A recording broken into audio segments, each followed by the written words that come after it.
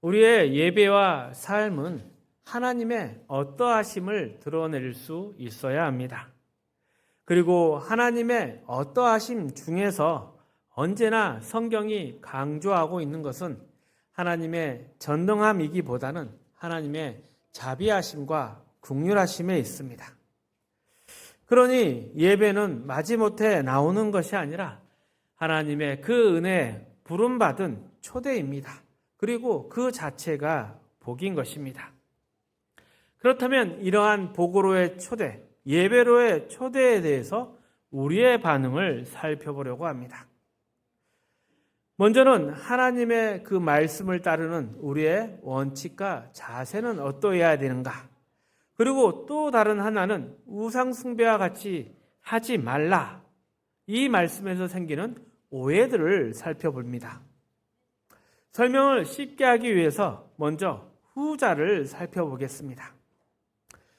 오늘 본문 30절은 말합니다. 너는 스스로 삼가 내 앞에서 멸망한 그들의 자취를 밟아 올무에 걸리지 말라. 그들의 신을 탐구하여 이르기를 이 민족들이 그 신들을 어떻게 섬겼는고 나도 그와 같이 하겠다 하지 말라. 우상이 어떤 것인지 그 의미를 제대로 알면 우상을 멀리할 수 있습니다. 섬기지 않을 수 있습니다. 가나안의 신들, 즉 우상들의 공통점은 부도덕하고 거룩하지 않다는 것입니다.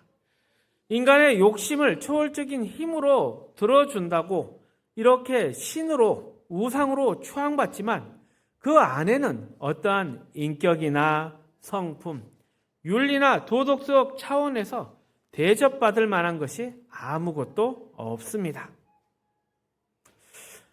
그런 면에서 불교는 다소 다릅니다. 불교는 본래 범신론이고 이 범신론을 바탕으로 자신을 바꾸어가는 훈련이나 노력, 철학에 가깝습니다. 부처는 우상이 아닙니다. 그저 그들이 도달하고자 하는 목표물쯤 되는데 이상하게도 우리나라에서는 부처가 이러한 경배와 숭배의 대상이 되어서 종교화되었습니다. 불교가 옳다는 말을 하는 것이 아니라 우상 숭배의 본질을 바르게 이해하는 예로서 말씀을 드렸습니다. 인간이 신 앞에서 느끼는 첫 번째 본능 같은 느낌은 두려움입니다. 두려움. 그런데 이것이 우상과 하나님 앞에서의 두려움은 차이가 납니다. 먼저 우상 앞에서의 두려움은 공포입니다.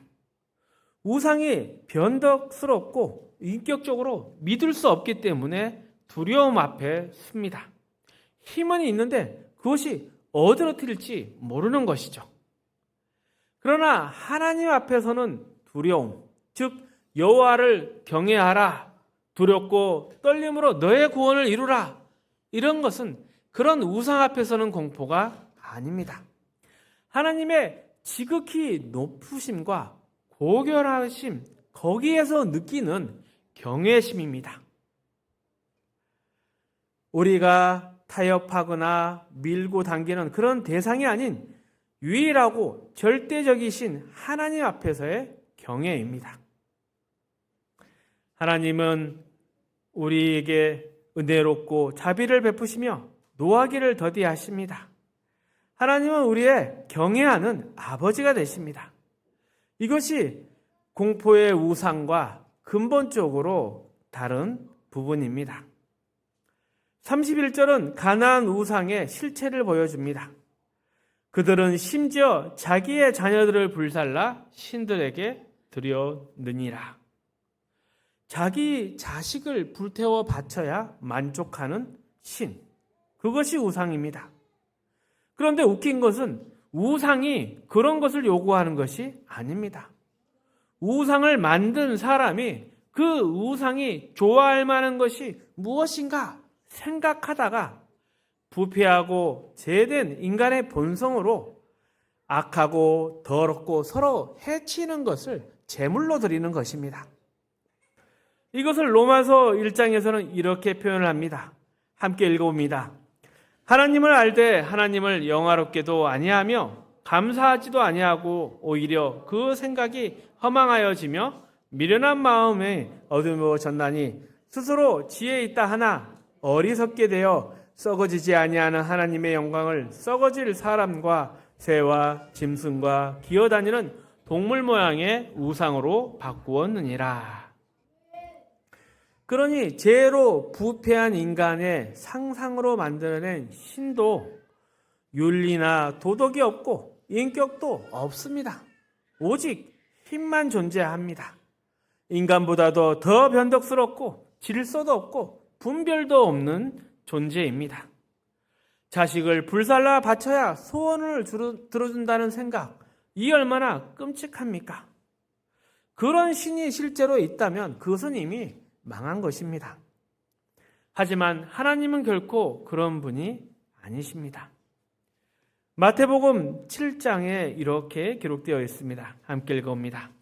구하라 그리하면 너희에게 주실 것이요 찾으라 그리하면 찾아낼 것이요 문을 두드리라 그리하면 너희에게 열릴 것이니 구하는 이마다 받을 것이요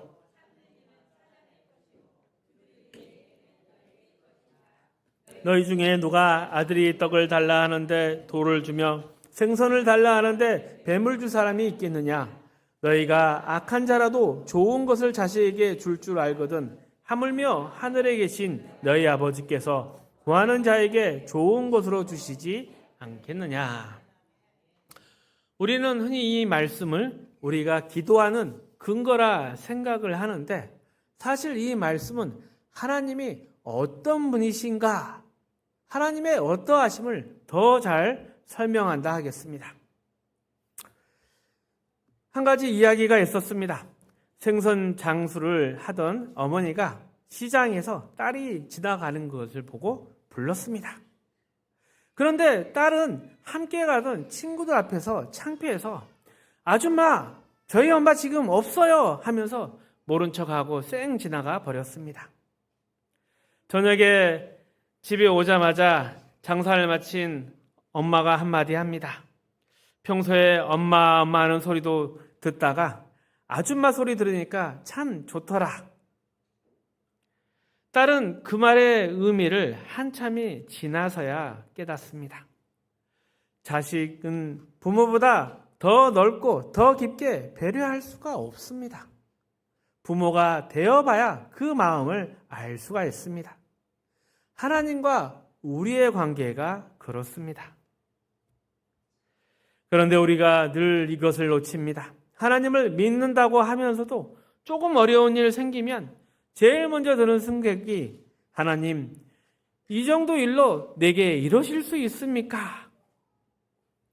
그러나 지나보면 하나님은 우리가 잘못할 때마다 즉시 벌하지 않습니다. 부모가 자녀를 키울 때 밤잠을 못 자며 지켜보듯이 하나님도 우리에게 그렇게 지켜보실 때가 많습니다. 그리고 우리가 기대하고 생각지도 않은 부분에서 훨씬 더 하나님은 우리의 편을 이미 들고 계십니다. 그런 부모의 마음으로 우리를 돌보셨기에 우리가 지금 여기에 와 있는 것입니다. 하나님은 우리 편이십니다. 우리가 잘 되는 것을 시기하거나 질투하지 않으시고 우리를 늘 잊지 않으십니다. 어찌 젖먹이는 어미가 그 아이를 잊겠느냐? 저들은 혹시 잊을지라도 나는 그렇지 아니하다 하셨습니다. 데살로니가전서 5장 16절 18절입니다. 함께 읽어봅니다. 항상 기뻐하고 쉬지 말고 기도하라. 범사에 감사하라. 이것이 그리스도 예수 안에서 너희를 향하신 하나님의 뜻이니라. 하나님은 우리를 항상 기쁘게 하시기를 원하십니다. 우리의 기도에 늘 귀를 기울이십니다. 한순간도 눈을 떼지 않으십니다. 우리가 일상을 살면서 하나님을 잊은 적이 있어도 하나님은 우리를 잊으신 적 없고 눈을 떼신 적이 없습니다. 우리 인생의 크고 중요한 일들만이 아니라 매일매일 가장 사소한 문제에서도 천지를 지으신 그 놀라운 능력과 지혜로 우리를 지키고 붙들고 계십니다. 하나님은 우리에게 무서운 법관이나 검사, 선생님으로 오신 것이 아닙니다. 부모의 마음, 그 이상으로 우리에게 와 계시고 함께하고 계십니다. 이 하나님의 마음을 절대 놓치지 마십시오. 이사야서 1장 2절 5절입니다. 함께 읽어봅니다. 하늘이여 들으라, 땅이여 귀를 기울이라. 여호와께서 말씀하시기를 내가 자식을 양육하였거늘 그들이 나를 거역하였도다. 소는 그 임자를 알고 나귀는 그 주인의 구유를 알건만은 이스라엘은 알지 못하고 나의 백성은 깨닫지 못하는도다 하셨도다. 슬프다 범죄한 나라요 허물진 백성이요 행악의 종자요 행위가 부패한 자식이로다. 그들이 여호와를 버리며 이스라엘의 거룩하신 이를 만홀히 여겨 멀리하고 물러갔도다. 너희가 어찌하여 매를 더 맞으려고 패역을 거듭하느냐. 온 머리는 병들었고 온 마음은 피곤하였으며. 하나님께서는 우리의 죄와 범죄에 대해서 우리보다 더 속상해하시고 마음 아파하십니다. 슬프다 범죄한 나라여 허물진 백성이여 어찌 매를 더 맞으려고 고집을 부리느냐. 왜 매를 드시겠습니까? 그 간절한 마음으로 우리를 바로 세우고 인도하시기 원하시기 때문입니다. 우리는 항상 그 사랑의 하나님 앞에 서 있다는 것을 잊지 말아야 합니다. 그렇다면 그런 우리를 사랑하시는 하나님, 그 하나님이 내게 요구하신 것은 무엇일까요? 이 모든 요구가 하나로 모이는데 마태복음 22장은 그 내용을 담고 있습니다. 함께 읽어봅니다. 선생님, 율법 중에서 어느 계명이 크니이까? 뜻을 다하여 주 너의 하나님을 사랑하라 하셨으니 이것이 크고 첫째 되는 계명이요 둘째도 그와 같으니 내 이웃을 내 자신같이 사랑하라 하셨으니 이 두 계명이 온 율법과 선지자의 강령이니라. 온 율법과 선지자의 강령, 성경을 뜻하는 것이죠. 하나님이 요구하시는 것, 그것은 단 하나, 하나님을 사랑하라는 것입니다. 하나님이 우리에게 주신 것도 하나님의 마음이고 진실이시듯이 우리가 하나님께 드려야 하는 것도 우리의 진심입니다.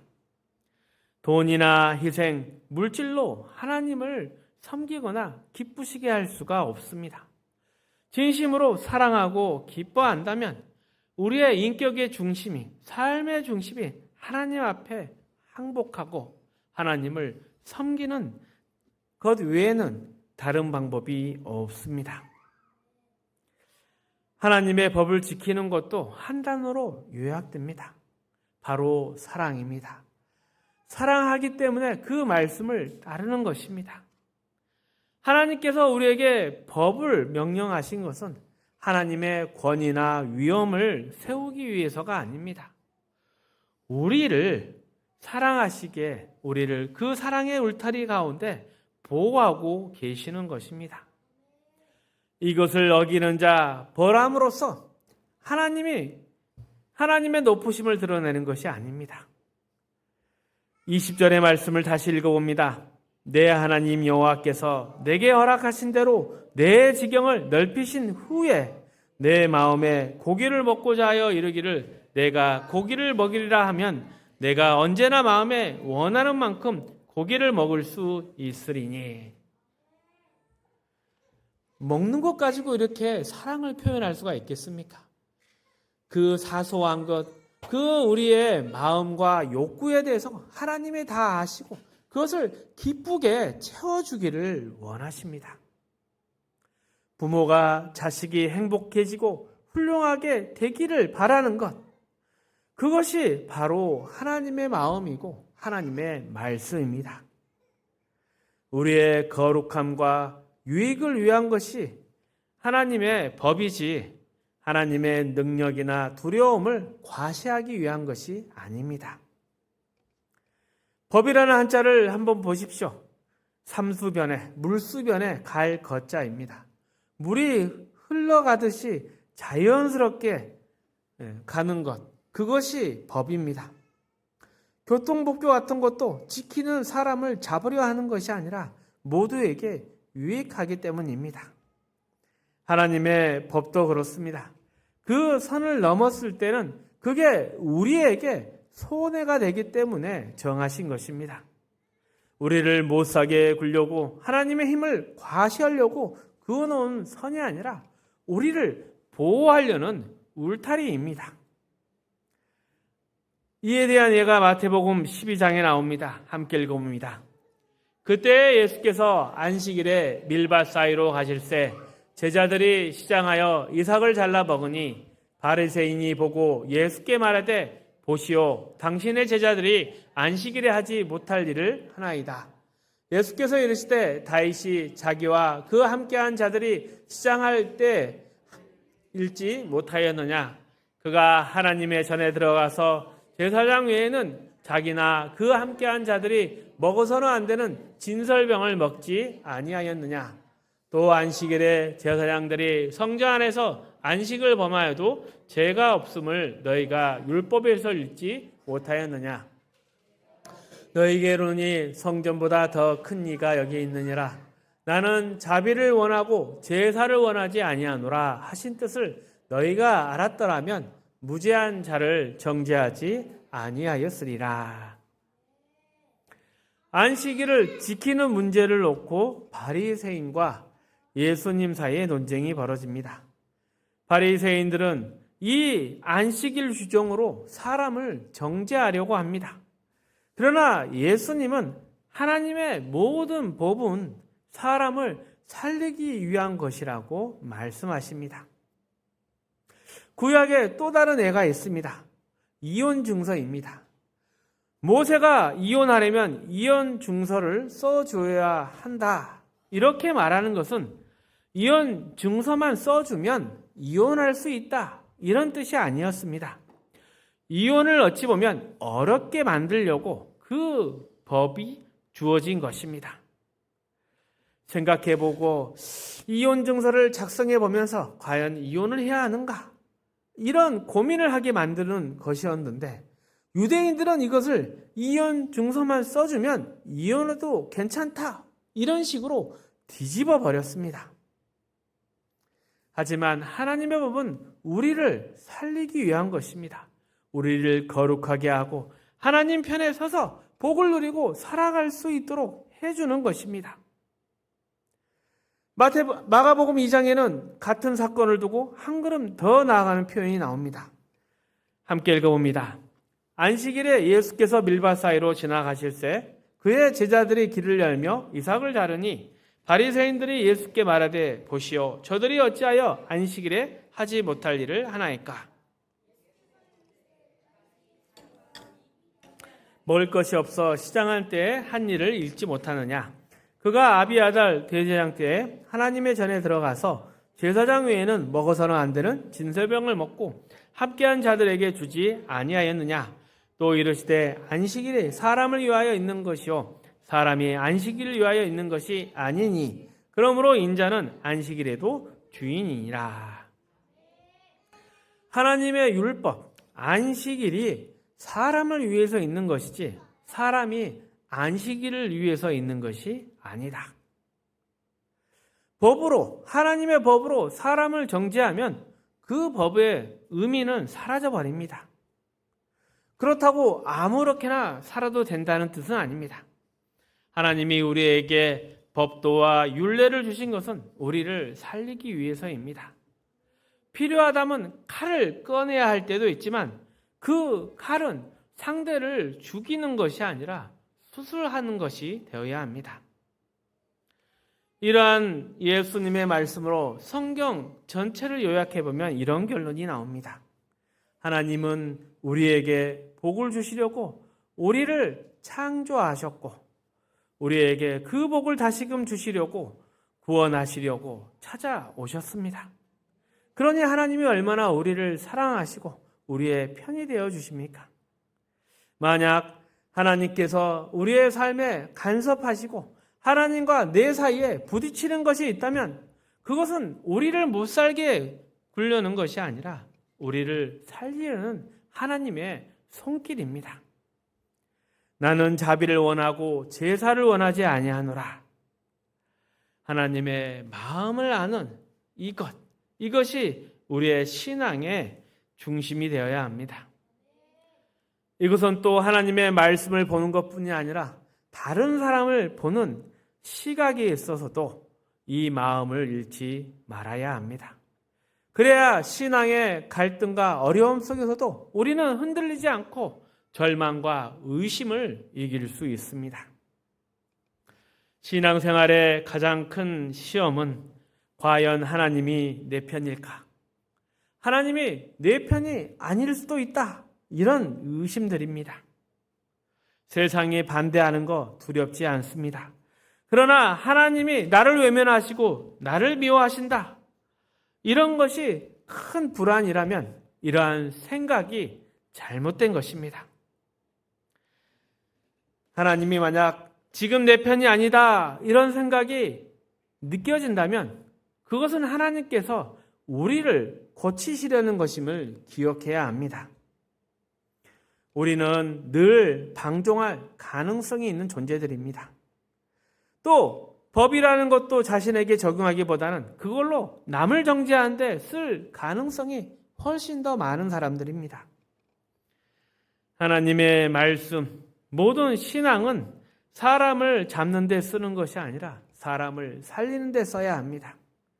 이것을 기억한다면 하나님과의 관계에서도 또 이웃과의 삶에서도 실패하는 일은 없습니다. 하나님은 심판자로 서 있지 않으시고 또 우리를 시험하거나 외면하지 않으십니다. 잊지도 않으십니다. 그러니 우리도 이웃과 세상에 대해서 심판하거나 외면하거나 시기하는 일을 해서는 안 됩니다. 이것이 신명기의 이 12절 예배의 말씀을 통해서 우리가 배우는 것입니다. 우리가 하나님의 자녀로 부름받았다는 것, 이것이 어떤 의미이신지, 또 하나님이 우리의 아버지 되신다. 이것을 제대로 다 이해를 한다면 우리의 신앙은 지금보다도 훨씬 더 강해지고 견고해질 것입니다. 이런 복이 여러분에게 함께 하시기를 축복합니다.